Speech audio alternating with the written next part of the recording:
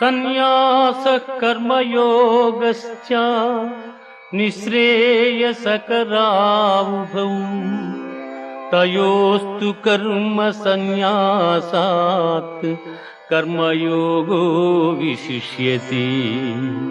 కర్మయోగో విశిష్యతే. కర్మ సన్యాసములు రెండును మోక్ష సోపాన సాధనములు.